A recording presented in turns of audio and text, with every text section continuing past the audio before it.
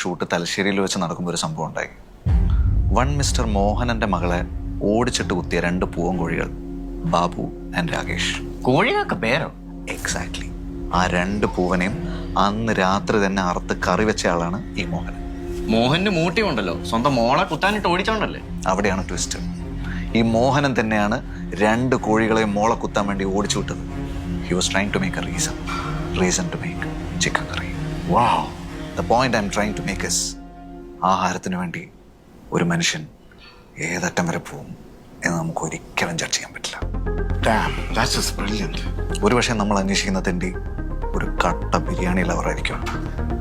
മോശം ബിരിയാണി ഉണ്ടാക്കുന്നത് politically correct അല്ല. അവനത് പിടിച്ചു കാണത്തില്ല. ആ പറഞ്ഞ പോയിന്റ് ആട്ടോ. ചിലമാർ ഈ ബിരിയാണി എന്നും പറഞ്ഞ് ചിക്കൻ കറി ചോറിട്ട് കുഴച്ച് വരുമ്പോൾ എനിക്കങ്ങ് ചൊറിഞ്ഞു വരും. അതെ അതെ അതെ അതെ. അതുപോലെ മറ്റേ ബിരിയാണിയിൽ പൈനാപ്പിൾ വെച്ചുണ്ടാക്കുന്നവന്മാര്, ആവശ്യത്തിനധികം ഏലക്ക ബിരിയാണിയിലിട്ട് ബിരിയാണി നശിപ്പിക്കുന്നവന്മാര്, വെജിറ്റബിൾ ബിരിയാണി വിൽക്കുന്നവന്മാര്, കോൾഡ് ബ്ലഡഡ് കില്ലേഴ്സ്.